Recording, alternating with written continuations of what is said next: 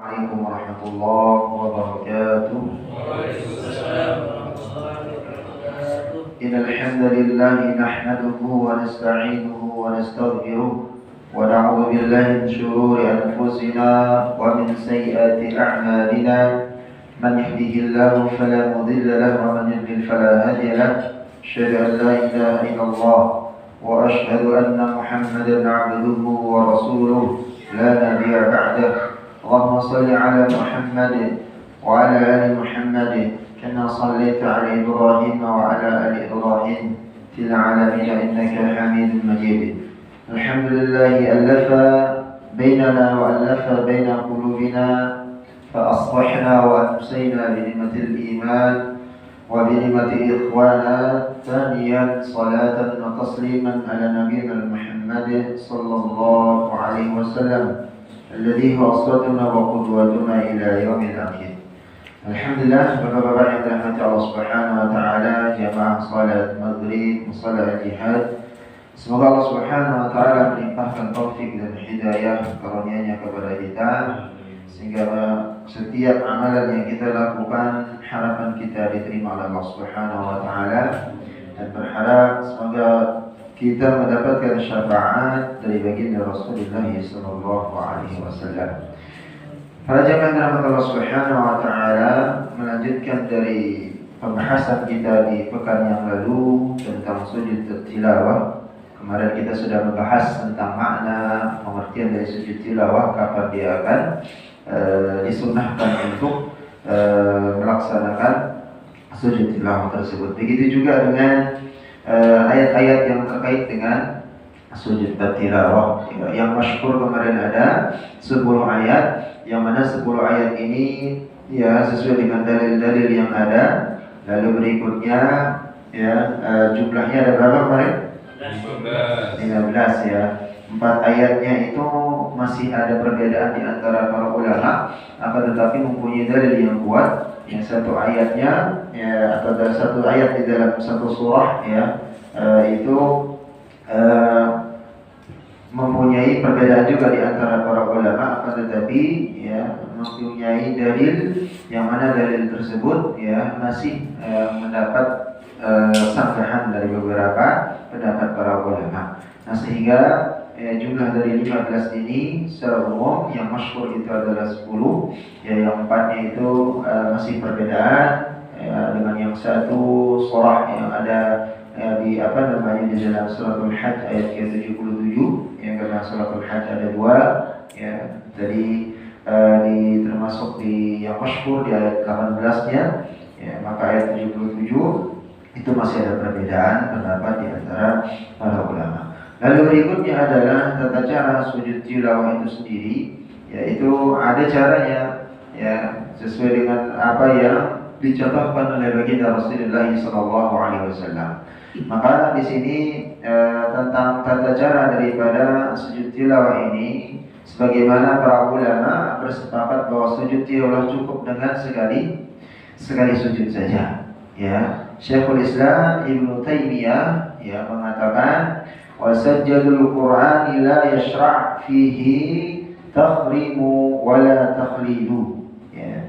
Maka di sini perkataan Syekhul Islam Ibnu Taimiyah di dalam Majmu' al-Fatawa, beliau mengatakan wasajjadul Qur'an, sujud tilawah ya ketika kita membaca Al-Qur'an, la yushra'u fihi at-tahrimu wala tahlil.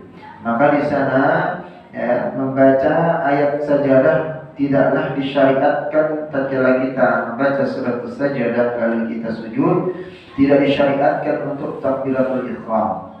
Ya, tidak disyariatkan untuk takbiratul ihram. Ya, ingat takbiratul ihram. Dia takbiratul Allahu Akbar. Ya, itu tidak disyariatkan. Juga tidak disyariatkan untuk ya at-taslim. Ya, at-takhlil, kedua taslim. Begitu juga dengan salam. Hadza huwa sunnatul al-ma'rufah 'ala Nabi sallallahu alaihi wasallam wa 'alaihi amatus salafi huwal mansus 'anil a'immatil masyhurin. Maka beliau mengatakan ya dari kedua tadi tidak ada disyariatkan takbiratul ihram, begitu juga dengan salam. Kata beliau, inilah ajaran yang sudah ma'ruf dari baginda Rasulullah sallallahu alaihi wasallam. Juga dianut oleh para ulama salaf. Ini para ulama generasi setelah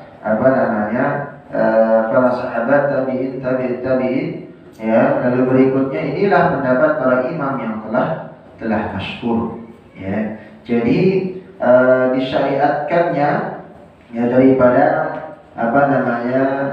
sujud tilawah ini, ya, yang pertama tadi adalah para ulama sepakat, ya, bahwa sujud tilawah cukup dengan satu kali sujud saja. Lalu yang kedua tadi bentuk sujud yang sama dengan sujud dalam salat. Bentuk sujudnya itu sama dengan bentuk sujud tatkala kita salat, berarti menghadap kiblat, ya. Lalu yang ketiga bagiannya tidak syariatkan berdasarkan pendapat yang yang kuat untuk takbiratul ihram dengan salam, sebagaimana tadi yang disampaikan oleh Syekhul Islam Ibnu Taimiyah di dalam Majmu' al-Fatawa. Lalu berikutnya yang keempat, ya, disyariatkan pula untuk bertakbir ketika hendak sujud dan bangkit dari sujud. Hal ini berdasarkan keumuman, ya, hadis Wa'il bin Hujr. Ya, Nabi Shallallahu Alaihi Wasallam bisa mengangkat kedua tangan beliau, ya, alaihi salatu wassalam, ya, mengangkat kedua tangan beliau ketika bertakbir. Ya, ketika bertakbir beliau pun bertakbir ketika sujud dan ketika bangkit dari sujud. Nah, ini ada pendapat dari Syekhul Islam Ibnu Taimiyah yang mengatakan, ya, tidak mesti harus takbiratul ihram dengan salam, akan tetapi ada disyaratkan pula untuk bertakbir, ya, ketika akan sujud, bertakbir saja. Bedakan takbiratul ihram dengan takbir, ya. Takbiratul ihram bagaimana? Mengangkat tangan. Kemarin sudah pembahasan sejajar dengan kuping atau dengan pundak. Ya, tapi kalau bertakbir saja sesuai dengan takbirnya tatkala akan sujud, Allahu Akbar. Ya, Allahu Akbar. Tidak mengangkat tangan atau takbiratul ihram. Maka di sini juga kemarin kita sudah membahas orang yang hanya bertakbir saja tanpa takbiratul ihram tatkala dia salat, maka salatnya sah atau tidak sah? Tidak sah. Karena takbiratul ihram syurut li sihhatus salat. Yang pertama kan? Ya, yang pertama niat, lalu kedua takbiratul ihram. Kalau dia hanya Allahu Akbar, ya, lalu dia bersedekah, ya, maka ini bukan bagian dari takbiratul ihram di mazhab Syafi'iyah, ya. Maka ini yang kuat. Maka di sini yang bagian keempat tadi, ya, takbirnya tatkala sujud tilawah sebagaimana hadis Wa'il bin Hujr, ya, Rasulullah sallallahu alaihi wasallam itu, ya, tatkala melakukan sujud tilawah sama takbirnya tatkala hendak beliau akan sujud seperti salat. Riwayat hadis ini diriwayatkan oleh Imam Ahmad dan ini begitu juga dengan sanadnya yang hasan. Lalu bagian yang kelima, jemaah dirahmati Allah Subhanahu wa taala, lebih utama sujud tilawah dimulai dengan keadaan berdiri. Lebih utama. Berarti kalau orang mengatakan lebih utama, ada nanti pendapat yang lain yang mengatakan boleh tanpa berdiri. Ya, lebih utama sujud tilawah dimulai dari keadaan berdiri. Ketika sujud tilawah ingin dilaksanakan di luar salat. Inilah pendapat yang dipilih oleh Hanbaliyah. Nah, ini di mazhab Hanbali, ya. Imam Ahmad bin Hanbal, yaitu, ya, Imam Hanbali, ya, itu tatkala mazhab Hanbaliyah itu lebih utama berdiri, ya, tatkala akan melaksanakan sujud tilawah, catatannya di luar salat. Ya, kalau memang tatkala di dalam salat, ya pasti berdiri dulu, ya, langsung dia sujud, ya, langsung berdiri lagi dan melanjutkan bacaan Quran atau bacaan ayat yang lanjutan daripada kemarin ayat-ayat atau surah yang sudah kita sebutkan dari 10 dan bagian yang dan satu itu. Maka di sini jemaah subhanahu wa taala di mazhab Hanbaliyah, ya, mazhab Hanbali, yaitu berpendapat lebih memilih diutamakan katanya itu tatkala akan hendak sujud tilawah, ya itu berdiri terlebih dahulu. Ya, sebagian ulama ya belakangan dari Hanafiyah di mazhab Hanafi, salah satunya pendapat ulama-ulama Syafi'iyah juga, dan juga pendapat Syekhul Islam Ibnu Taimiyah. Maka di sini apa namanya ada pendapat beberapa ulama ya yang mengatakan lebih utama itu berdiri terlebih dahulu ya lalu melakukan sujud tilawah. Dalil mereka adalah idza yusra 'alaihim yuhabbuna lil adqani as-sujada. Ya, idza yusra 'alaihim yakhiruna lil adqani sujada. Sesungguhnya orang-orang yang diberi pengetahuan sebelumnya apabila Al-Quran ya, apabila Al-Quran itu dibacakan kepada mereka, mereka mensyukuri atau mensyukurinya atas apa namanya muka mereka sambil bersujud kepada Allah Subhanahu wa taala. Ini dalam surat Al-Isra itu ayat 107. Maka ya syikhru mensyukur ya, menyukur itu adalah keadaan berdiri. Jadi kalimat yukharruna ya itu diambil kata kalimat syukuru ya, syahiru ya, menyukur atau bersyukur itu maknanya adalah di sini adalah berdiri dalam keadaan berdiri. Nah di sini ada pengecualian, namun jika seseorang ya, kembali lagi, namun jika seseorang melakukan sujud tilawah dalam keadaan duduk, maka ini tidak mengapa. Ya, jadi tidak mengapa dalam keadaan duduk. Bahkan ya, ini di mazhab Syafi'iyah ya, Imam Syafi'i atau dan murid-murid beliau mengatakan bahwa tidak ada dalil yang mensyariatkan bahwa sujud tilawah harus dimulai dengan berdiri. Ya, jadi tadi yang disyariatkan harus berdiri itu apa namanya di mazhab Hanbaliyah. Ya, begitu juga dengan beberapa ulama-ulama dari kalangan Hanafi dan Maliki, begitu juga Syafi'i. Tapi Imam Syafi'i sendiri ya, dan begitu juga murid-murid beliau sendiri tidak ada mengatakan dalilnya ya sujud tilawah itu harus dengan berdiri terlebih dahulu. Mereka mengatakan pula bahwa lebih baik meninggalkannya dengan cara berdiri. Ya, maka tatkala kita tilawah, terutama dalam kondisi tilawah, perhatikan duduk. Ya, ini di luar sholat. Ini pembahasannya di luar sholat. Ya, kalau sholat pasti dengan berdiri langsung sujud. Ini pembahasan di luar sholat. Ya, maka di sini di dalam Sahih Fikih Sunnah ya, kita bahas ini di mazhab Syafi'i itu mengatakan tidak ada dalil harus berdiri. Ya, di luar sholat itu. Ya, jadi tatkala kita membaca Quran tetap dengan surat As-Sajdah, ya maka nggak mesti harus berdiri, cukup dengan langsung dalam kondisi kita duduk ya dengan menghadap kiblat. Tatkala tidak menghadap kiblat maka menghadap kiblat dengan takbir saja Allahu Akbar, tidak takbiratul ihram. Lalu berikutnya kalau mengatakan dia tidak sesuai dengan salat tatkala sujudnya, apakah ada salamnya? Ada salamnya enggak? Tidak ada. Hah? Ya, tidak ada menggunakan salam. Ya, berarti langsung tatkala kita sujud lalu ya dengan biasa melanjutkan tilawah. Ya, maka di sini mayoritas para ulama berpendapat bahwa dalam sujud tilawah disyariatkan untuk berwudu dalam kondisi suci. Ya, sebagaimana salat. Oleh karena itu para ulama mensyariatkan untuk bersuci taharah.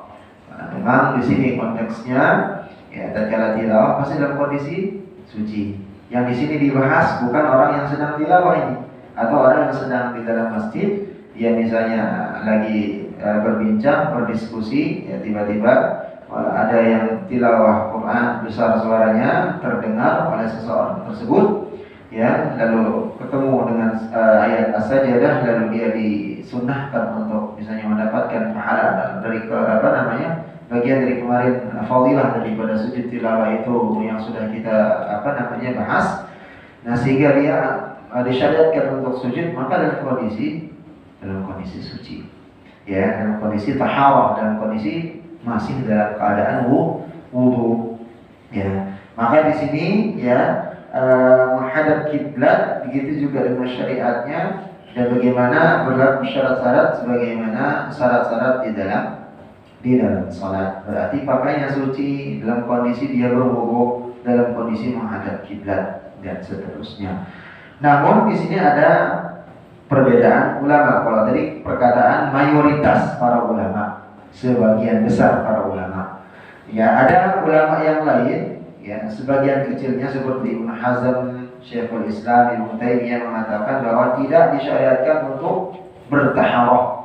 Tidak mesti harus dalam kondisi suci wudu, ada wudu kapanpun ketemu. Berarti di sini akan berlaku orang yang lagi mendengarkan tilawah di jalanan, ya, atau dalam kondisi dia misalnya di di rumahnya ataupun di mobilnya dan seterusnya mendengarkan ada suara tilawah dan ketemu dengan surat atau ayat as-sajdah, maka di sana disunahkan dia untuk sujud.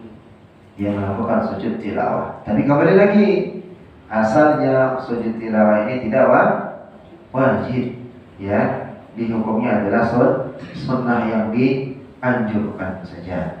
Maka dalil daripada kedua di atas adalah hadis dari Ibnu Abbas radhiyallahu anhu mengatakan bahwa anna Nabi sallallahu alaihi wasallam sajada bin najmi wa sajada ma'ahul muslimun. Nabi sallallahu alaihi wasallam pernah melakukan sujud tilawah tatkala membaca surat An-Najm, ya ma'ahul muslimun, lalu kaum muslimin wal musyrikuna wal jinnu wal ins. Maka di sana kaum muslimin, orang-orang musyrik, ya, bangsa jin dan manusia pun ikut sujud. Nah, ini dalilnya, ya, dalil yang mana mengatakan bahwa tadi, ya, yang pertama mayoritas ulama mengatakan harus tilawah tatkala dia tilawah disyariatkan untuk berwudu. Lalu sebagian yang mengatakan tidak mesti harus dalam kondisi suci. Nah, dari dua dalil tadi ada dalilnya dari Ibnu Abbas. Ada Nabi sallallahu alaihi wasallam sajada bin najmi wa sajada ma'al muslimun wal musyrikuna wal jinnu wal ins. Jadi tatkala Rasulullah SAW itu sujud tilawah diikuti oleh manusia. Orang-orang siapa itu? Muslimin. Berarti orang-orang muslim dalam kondisi dia suci. Lalu berikutnya dalam kondisi mungkin berwudu. Lalu orang-orang yang musyrik ikut juga sujud. Lalu bangsa jin. Tidak mungkin jin juga akan wudu, ya. Atau mungkin dia wudunya seperti apa? Atau dalam kondisi dia suci. Begitu juga dengan kalangan manusia, ya, secara umum. Di sini disebutkan dari orang mukmin beriman kepada Allah, orang yang musyrik, bangsa jin dan kalangan manusia ikut sujud. Sebagaimana Rasulullah SAW itu sujud. Ya, maka ini dalilnya, ya, hadis yang dikeluarkan oleh Imam Al-Bukhari. Maka Al-Bukhari, ya, membawahi riwayat di atas pada bab kaum muslimin. Ya, ini digarisbawahi lagi oleh Imam Al-Bukhari. Pembahasannya di dalam al-bab kaum muslimin bersujud bersama orang-orang musyrik, ya, padahal kaum musyrik itu najis, ya, dan tidak memiliki wudu. Ya, orang-orang musyrik. Berarti orang musyrik ini siapa? Siapa orang musyrik? Yang menyembah berhala, yang syirik kepada Allah, mensekutukan Allah Subhanahu wa taala. Maka di dalam Islam itu dimana mereka itu najis dan tidak mungkin berwudu dalam kondisi dia suci. Ya, maka dikhususkan oleh Imam Al-Bukhari di dalam bab kitab hadis beliau yang digarisbawahi bahwa kaum muslimin bersujud bersama orang-orang musyrik, padahal orang-orang musyrik itu najis dan tidak memiliki wudu. Jadi pendapat Bukhari berdasarkan riwayat di atas yang menurut pendapat dia sujud tilawah tidak ada syariat harus berwudu terlebih dahulu. Ya Allah, jadi ini pembahasan daripada tata cara sujud tilawah. Lalu apa yang harus dibaca? Ya, ketika sujud tilawah itu sendiri sesuai dengan apa yang dibaca oleh baginda Rasulullah sallallahu alaihi wasallam. Ya, dalilnya mana? Dalilnya datangnya dari Bunda Aisyah radhiyallahu anha, yang pernah mengatakan ketika sujud tilawah Rasulullah sallallahu alaihi wasallam membaca apa? Maka Aisyah menyebutkan dalilnya sajada wajhiya lilladzi خلقه وصوره وشق سمعه وبصره تبارك الله أحسن الخالقين. Itu bacaannya. Ya sajada wajhiya lilladzi khalaqahu. Ya artinya wajahku bersujud kepada Allah Subhanahu wa taala yang menciptakannya. Ya, khalaqahu wa sawwarahu wa syaqqa sam'ahu. Ya membuka pandanganku kata Rasulullah SAW dan penglihatanku, ya, wa sam'ahu wa basarahu tabarakallahu ahsanul khaliqin. Yang membuka pandangan lalu penglihatannya Rasulullah SAW daya dan kekuatannya atau pendengaran Rasulullah SAW pendengaran kita yang mana Allah Subhanahu wa taala mempunyai kekuatan yang maha mulia, Allah sang pencipta yang terbaik.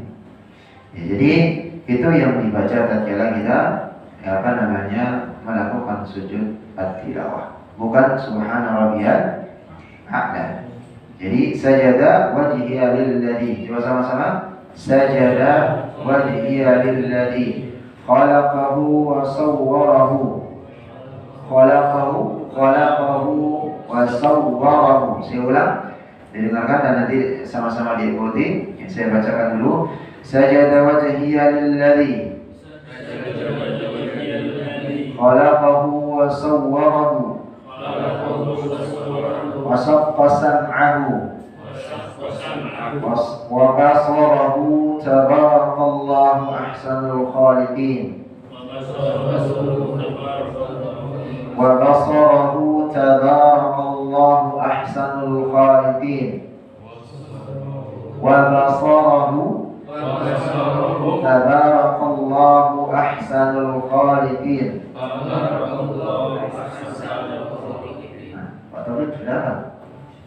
Sajada wajhiya lilladzi sajada wajhiya lilladzi wajhiya lilladzi khalaqahu wa sawwarahu wa shaqqa sam'ahu wa basarahu wa shaqqahu sam'ahu wa basarahu tabarakallahu ahsanul khaliqin. Nah, kalau nggak hafal, kalau kita misalnya nggak hafal nggak tahu, ada riwayat yang lain dari Imam At-Tirmidzi dimusnadkan mensahihkan hadits ini. Ibu Siki menambah pada akhir hadis tersebut dengan perkataan sebanyak 3 kali. Ya, beliau dalam hadisnya mengatakan itu ditambahkan sebanyak 3 kali. Bila sujud tilawah itu dibacakan ketika salat, maka sebaiknya dibaca subhana rabbiyal a'la kalau ketika salat. Jadi imam membaca surat as-sajdah, ya, tatkala dia membaca surat as-sajdah, ya, tapi hati-hati jangan mentang-mentang misalnya hafalannya banyak, ya, tiba-tiba tidak ada maklumat kepada makmum, ya, sebelum memulai salat. Harusnya ada maklumat jamaah yang Allah Subhanahu wa taala. Nanti di rakaat pertama kita akan ketemu dengan surat atau ayat as-sajdah, maka kita akan melakukan sujud as-sajdah itu. Maka mau mengikuti imam. Jadi jangan nanti kaget makmumnya tiba-tiba ketemu surat sajdah, imam langsung sujud imam, kenapa ini gitu? Ya, kalau ngerti orang, ada yang nggak ngerti, ada orang yang belum ngaji atau belum paham, dia nggak ikut, pasti nggak ikut. Kira imamnya salah ya, apa ini? Atau setelah sholat ribut rame, aduh, jadi imamnya ngapain tadi katanya? Ini kayak aliran baru ini gitu kan? Ya, jadi dapat, maka harus diberikan maklumat, apalagi menjadi imam di kampung, walaupun di perumahan harus ada maklumatnya, gitu ya. Jadi harus diberikan maklumat, ya. Entah itu di rakaat pertama atau di rakaat kedua harus diberitahu, ya, supaya bisa nanti mengikutinya. Maka tatkala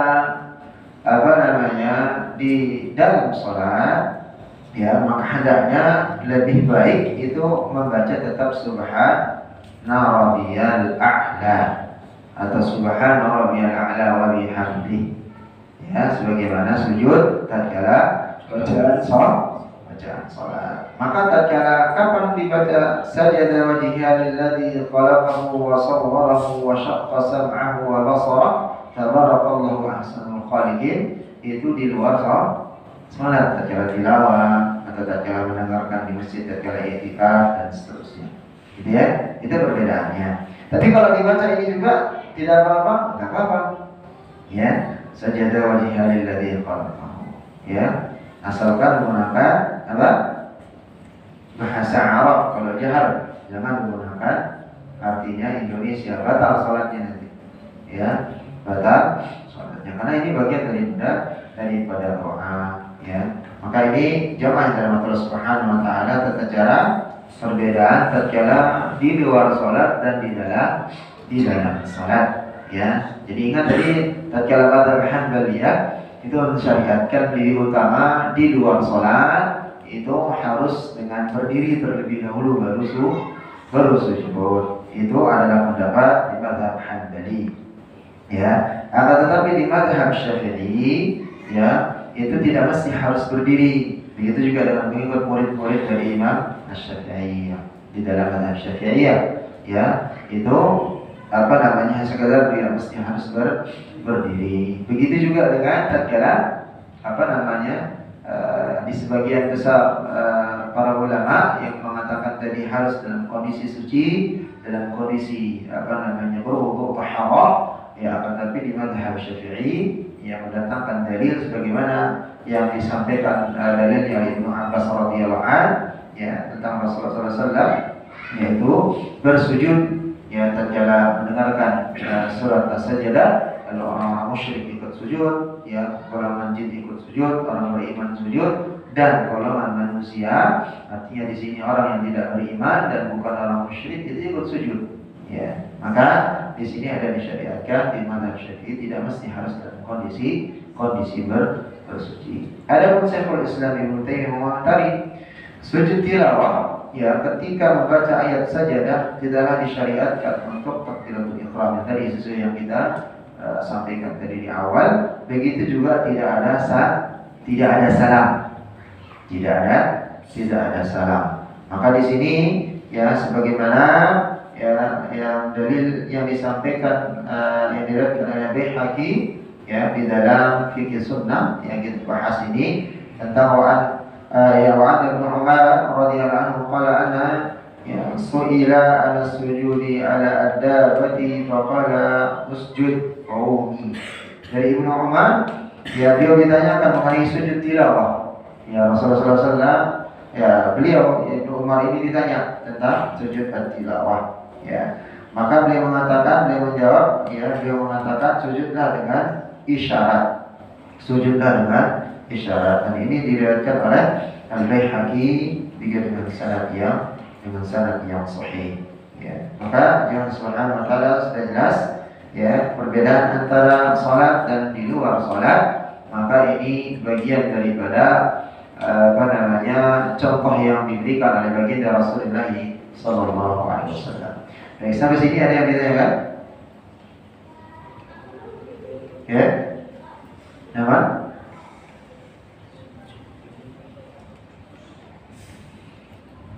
Ya.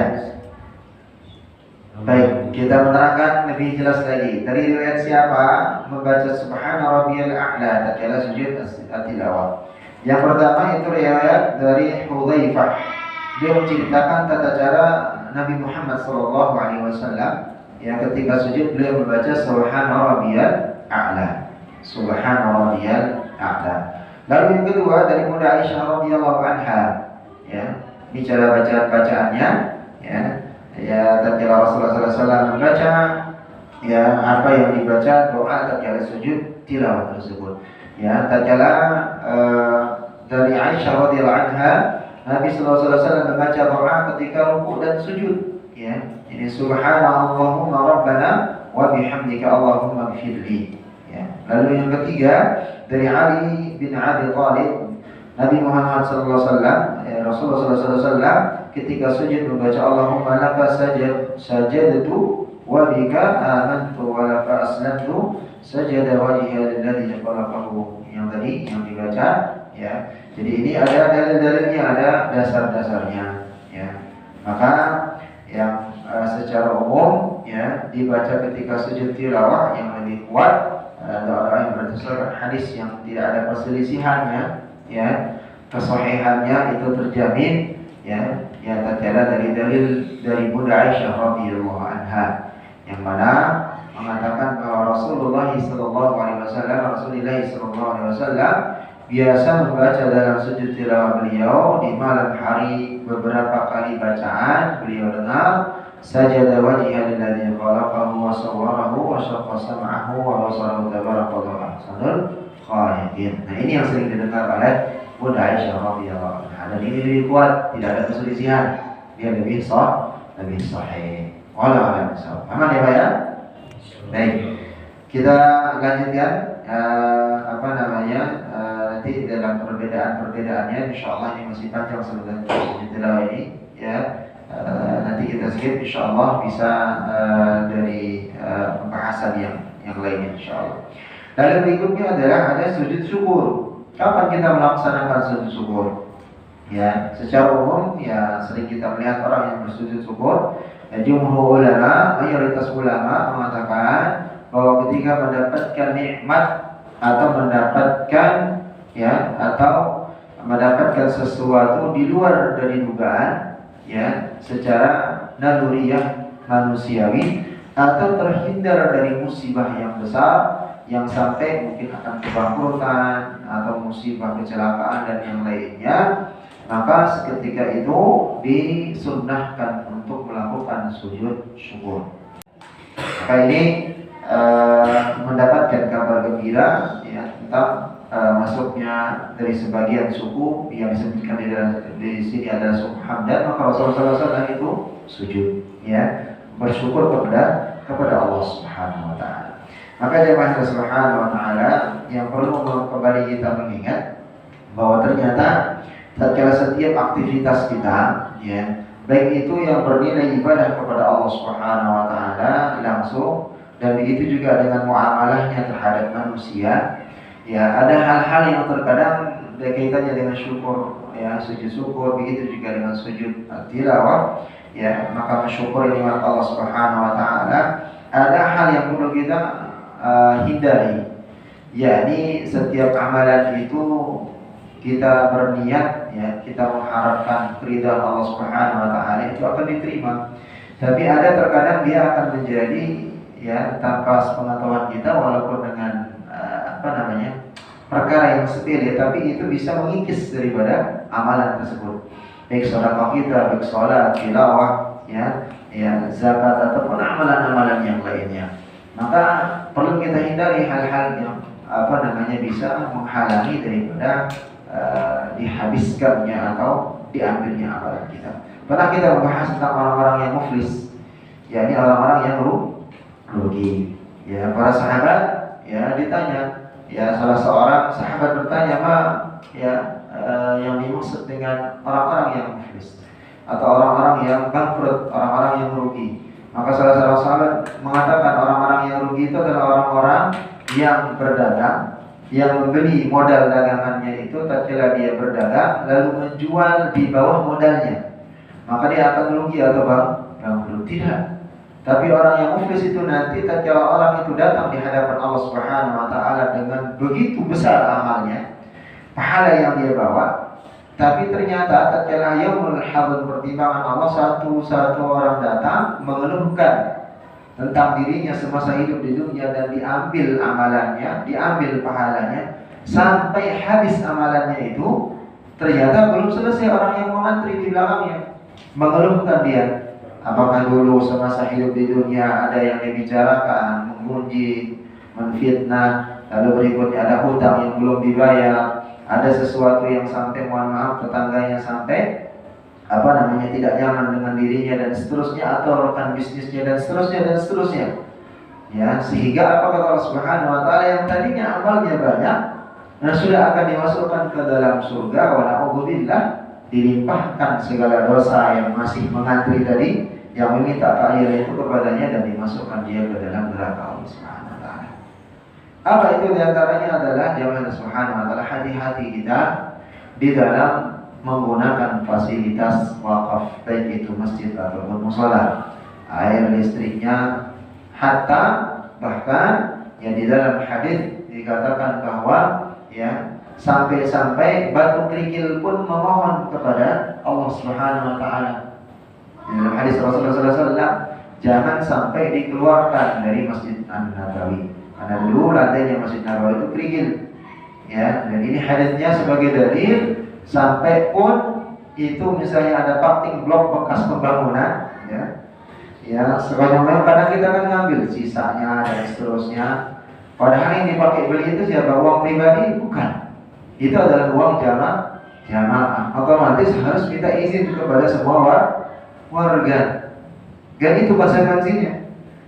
Maka minimal ada DKM mengurus. Kalau memang itu diizinkan, ya silakan. Begitu juga dengan air. Kalau kerannya diperuntukkan untuk umum, maka boleh dipergunakan untuk umum. Tapi kalau dipergunakan hanya untuk kepentingan masjid, maka tidak boleh dipergunakan untuk kepentingan pribadi. Sama halnya, mohon maaf, ini kadang kita sepele nih Pak.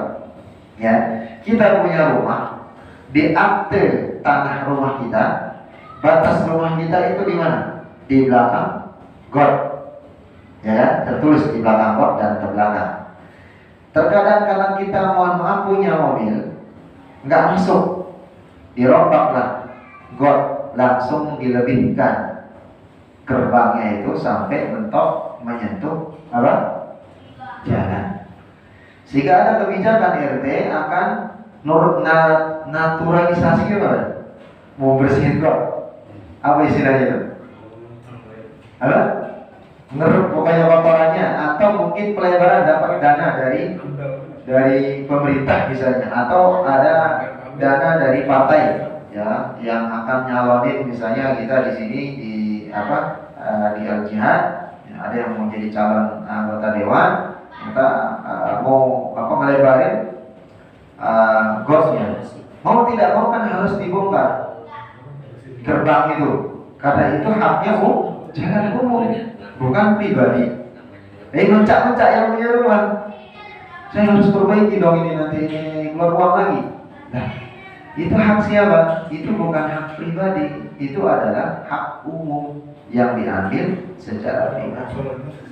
Begitu juga wala'udzubillah sama. Ini bukan saya julid karena nggak bisa beli mobil, sekarang nggak punya mobil, rumah pun belum punya ya, masih kontrak. Ya, karena kita punya mobil, harusnya kan kita pikirkan sebelum punya mobil, harus punya garasi. Masuklah itu mobil ke dalam garasi. Ya, jadi jangan nanti dia setiap hari parkirnya di depan atau di jalanan.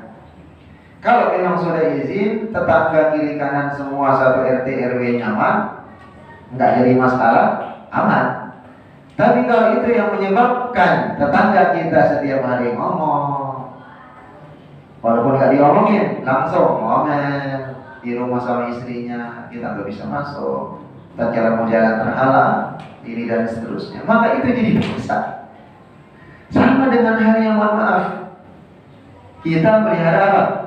Binatang seperti kucing. Orang banyak berdalil, orang yang memelihara kucing, ngasih makan kucing dan bla bla bla bla masuk surga. Dalilnya mana? Apakah Ali radhiyallahu anhu memelihara kucing? Apakah Ibnu Mas'ud, Abu Hurairah saja kan? Maka dikatakan bapaknya kucing, dia saja. Apakah mungkin dikhususkan dalilnya untuk beliau? Abu Bakar ada nggak? Nggak ada. Berarti dia tidak wajib. Nggak mesti dikhususkan untuk Abu Hurairah saja. Nah, terkadang kita temukan orang yang ngasih makan di jalan, bagus, atau dia pelihara. Tapi saking banyaknya di rumah, nggak bisa keurus, nggak dia kasih makan yang baik, dikandangin dan seterusnya, main tiap hari dilepas umbar, kencing sembarangan, di depan rumah orang setiap hari, bau dan seterusnya. Tetangga ngomel, kita nggak melihara kucing, serasa memelihara kucing. Nggak jarang yang baik seperti itu. Nah, ini yang menyebabkan alhamdulillah Amalan kita yang tadinya sudah kita capek-capek tahajud, qiyamul bid, puasa Daud, Senin, Kamis, tilawah Quran dan seterusnya, bisa jadi bertahun-tahun diambil sama saudara tetangga sendiri karena ngomel terus, nggak melihara ayam, kok sampai teras rumah, gitu kan, dan seterusnya dan seterusnya. Alhamdulillah. Sama dengan polisi tidur, ya, imatatul adza anit thariq, ya, menghilangkan duri minimal itu dari jalanan, itu ada aful iman, serendah-rendahnya iman seseorang tatkala dia.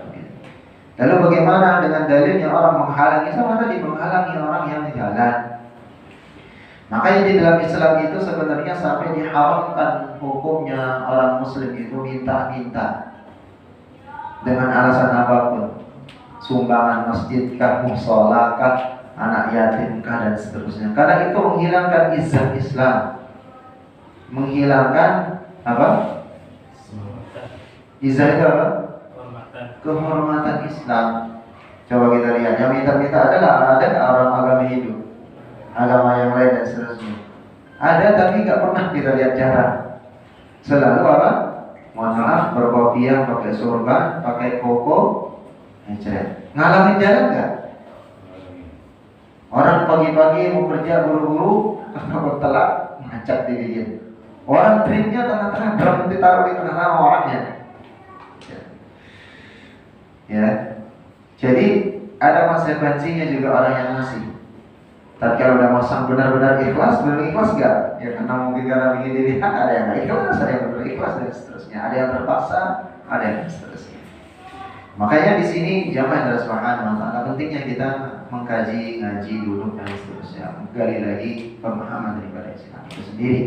Ya, sehingga bagaimana tatkala kita bermuamalah itu sudah capek dan seterusnya, jangan sampai hilang habis nanti di hadapan Allah. Ya, jadi sama dengan polisi tidur yang kita bahas tadi, tatkala itu mempunyai izin RT RW aman untuk supaya orang nggak ngebut, anak-anak khawatir di sini banyak, aman, selesai, udah aman, berarti tidak jadi masalah. Tapi kalau sampai menghalangi orang yang jalan dan seterusnya, sampai orang jatuh, sampai orang terjebak dan seterusnya, ahsannya itu jangan. Gitu. Tapi kalau kebiasaan orang ngebut dan seterusnya, kesepakatan enggak RT RW, jadi aman. Tapi kalau pribadi dengan sendiri tanpa izin dan seterusnya, blok aja gitu gede besar, sampai bumper mobil aja deblok, kehantam gitu kan, sampai penyok gitu ya, motor truk langsung standar 2-nya sampai mentok gitu kan. Ngedumel nggak orangnya? Pasti. Waduh. Nah waduhnya ini dicatat oleh Allah Subhanahu wa taala oleh malaikat raqib dan atid. Atau bagian yang amal yang baik apakah menjadi amal yang buruk, dan itu menjadi nanti pengadilan di hadapan Allah Subhanahu wa taala. Maka kemarin saya menyampaikan juga ya, kemarin karena saya jualan jualan makanan, sering saya menyetok yang namanya ayam hidup karena saya potong sendiri ke ayam kampung. Saya stok di rumah, tapi karena sudah kesepakatan sama istri kemarin, udah tidak nyetok lagi nih. Ya, karena beberapa kali yang antar itu nggak kasih tahu, nih Pak, seperteluran gitu, satu penetesan. Kalau sepenetesan kan aman kan? Ternyata enggak, sepenetesan sampai maghrib isya aman. Tapi tatkala jam 12 malam berantem. Kan gak tetangga. 3 kali saya bangun, tak ambil, tak potong. Kalau istri kita suruh pegang di dapur, tak potong, soalnya masukin ayam dalam tak. Satu lagi jam 2, jam 3 baru dia berantem, tak ambil. Wah, bahaya nih. Gitu langsung tak lipat kandangnya semua, habis bersihin udah gak nyetokin gitu. Karena ngeri juga gitu. Orang lagi pulas-pulas bangun bilang ketekok sama ayamnya berantem gitu kan, walaupun sesama perempuan betina sama jantannya.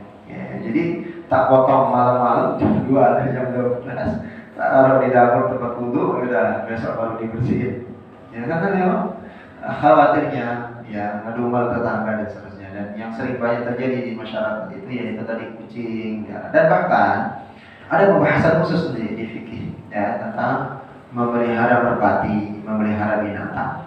Ada yang mengatakan, para ulama mengatakan makruh, ada yang mengatakan haram. Sampai di madzhab Syafi'i haram. Haramnya di mana?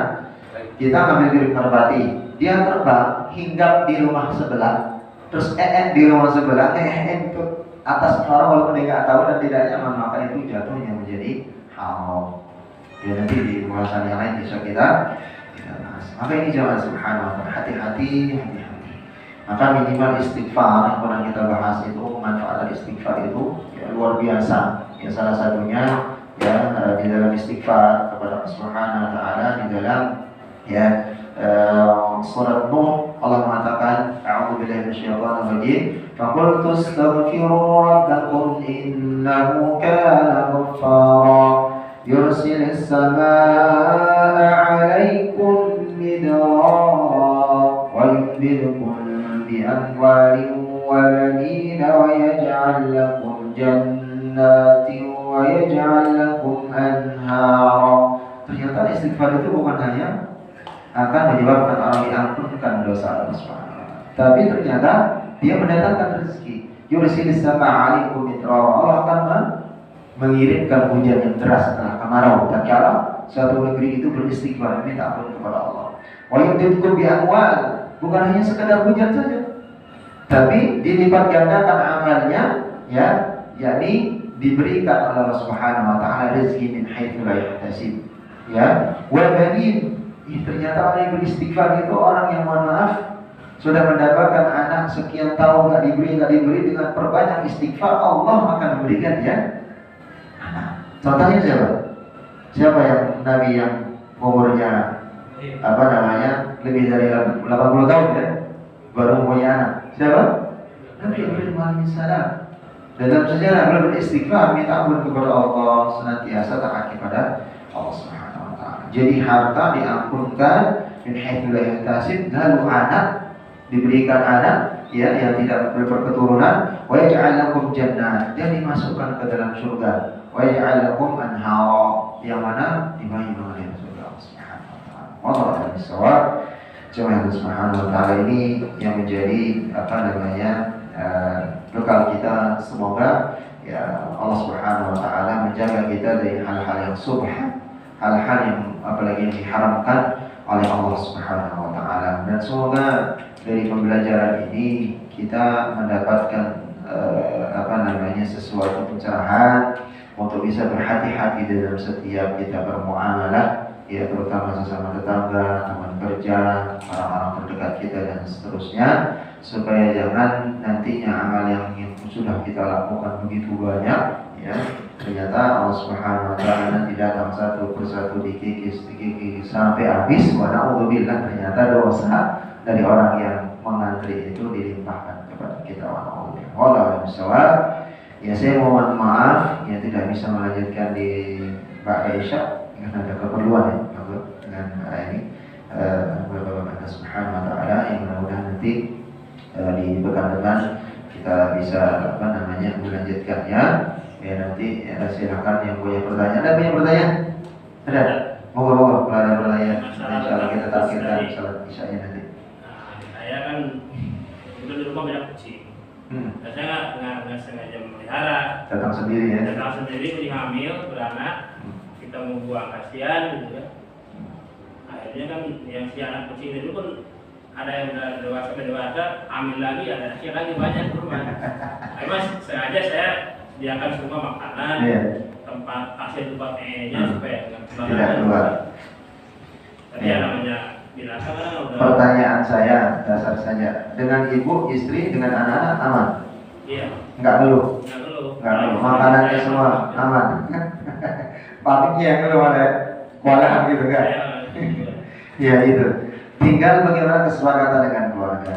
Lalu berikutnya, kalau sudah keluar sampai pipis segala macam sembarangan sampai tetangga ada yang sudah ini, ya lebih baik ya itu dibawa ke pasar yang kira-kira menjamin makanannya, terjamin dia makan di sana, gitu ya. Daripada nanti menjadi subhat, menjadi hal yang tidak baik, gitu ya. Karena apalagi yang dipelihara Muhammad percewean, waduh yang sudah beranak, dan beranaknya kan nggak 1 2, 5 minimal, nambah 5 lagi dan seterusnya. Atau di woro-woro, teman yang senang sama kucing silahkan gratis ya diambil di rumah, kamu diplasterin sama ini dan seterusnya ya. Di kucingnya Pak Gun tuh, ya itu gak tahu peranaannya kayaknya peranaan Persia atau apa tuh bagus sekali tuh, jarang-jarang tuh kalau dijual tuh mahal itu. Jadi di sininya abu putih, di sininya cakep banget ya, terus ekornya panjang lagi gitu ya. Jarang-jarang yang warnanya yang seperti itu. Ya kalau ditanya bagaimana hukumnya jual beli kucing, gimana hukumnya Pak? Halal. Hah? Dari mana dalil halalnya? Halal kan? Ya jual belinya halal, ini kucing ini. Ada nggak contohnya? Ada nggak dalilnya? Zaman dulu belum ada. Ah, gimana Zat? Pernah terbahas nggak tentang jual beli kucing? Kucing itu bertaring sama punya ini nggak, koko nggak? Halal nggak dimakan? Dari sana dalilnya sudah ketahuan. Makanya di sini banyak orang yang melihara terkadang dia tidak paham, gitu ya. Maka pada konteksnya tujuannya memang bagus, benar niatnya. Kasihan dijual.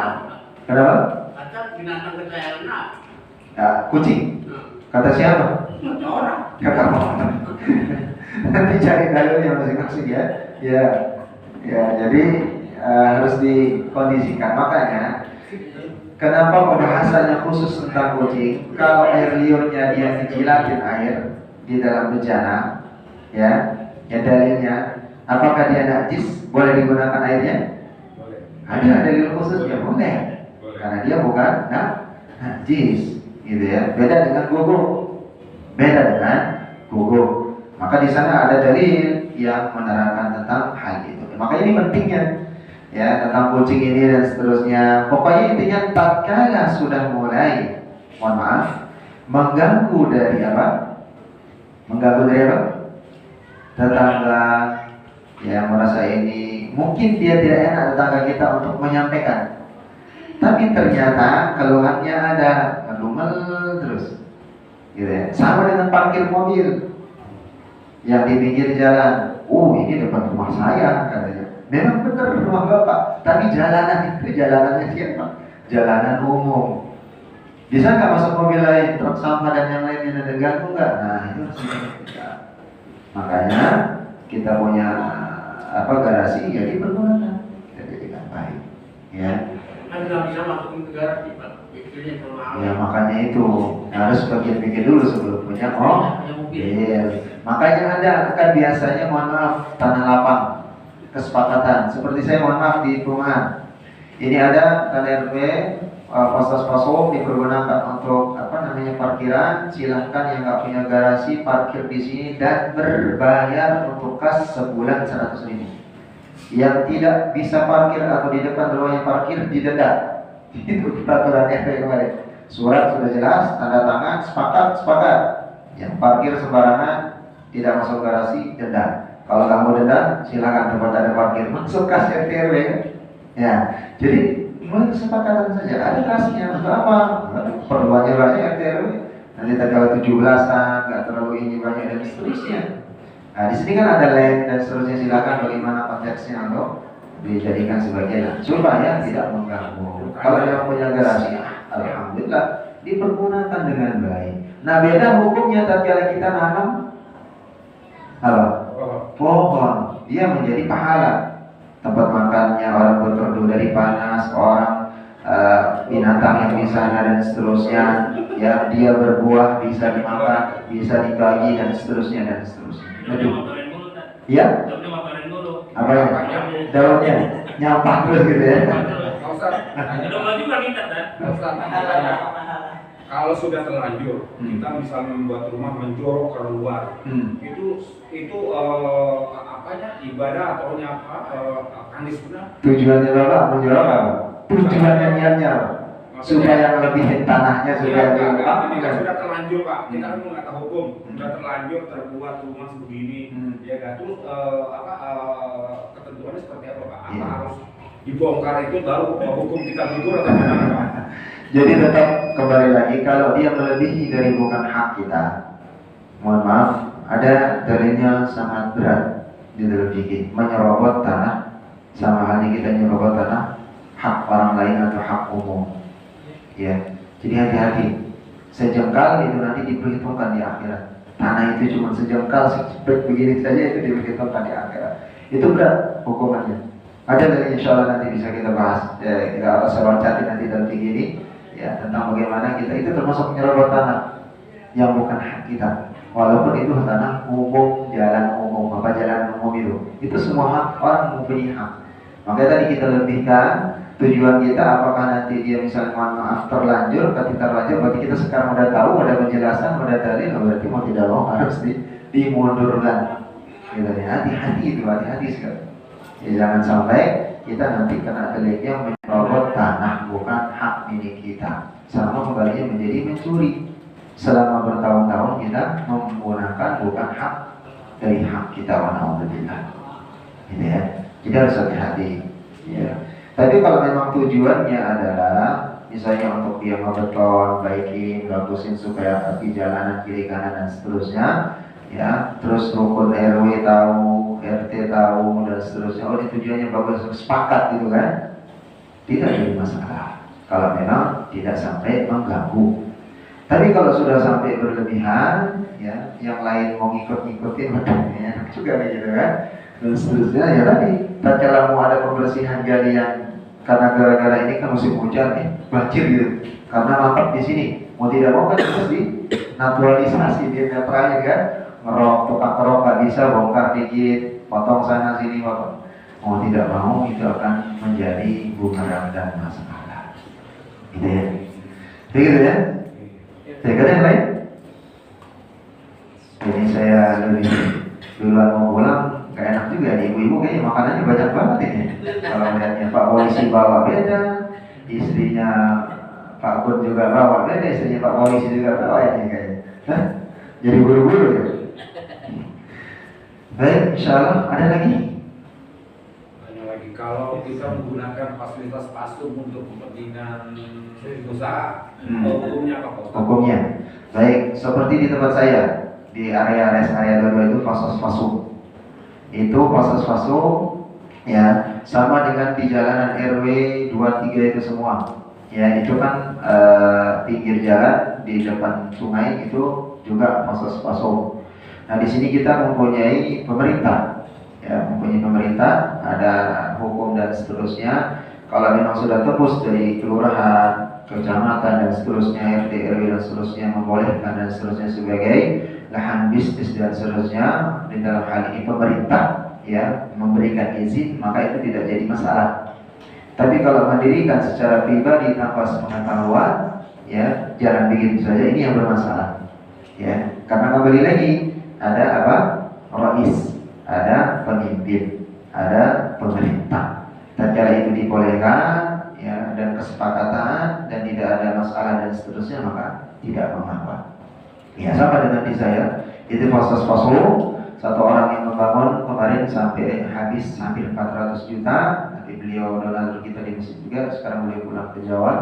Dan itu diperuntukkan untuk keluarga yang tidak mampu, baik janda dan seterusnya awalnya kemarin. Tapi setelah diabsen sekian tahun, nggak ada yang mau menempati karena mungkin walaupun janda nggak mampu, tapi ada mungkin anak yang berikan, jadi dia nggak mau untuk berusaha, sehingga kesepakatan dari pengurus RT RW tatkala itu dan DKM masjid boleh orang luar masuk, tapi sewanya berbeda dengan orang yang tinggal di perumahan seperti itu. Itu kesepakatan. Jadi kesepakatan sama. Yang saya di paling depan saya itu tidak masuk ke kas RT RW, tapi masuknya ke masjid untuk anak yatim dan masjid, keperluan masjid. Ya, maka di tenang yang berikutnya ke belakang itu untuk kepentingan operasional, listriknya, pemeliharaan dan kas. Ya, jadi itu amanah dari yang membangun. Maka ini kan kemanfaatannya ada, kemanfaatannya untuk masyarakat, kemanfaatan juga untuk umat seperti itu. Jadi tidak jadi masalah. Yang penting tadi ada izin, ada seterusnya dari pemerintah yang mempunyai wewenang dalam hal tersebut seperti itu.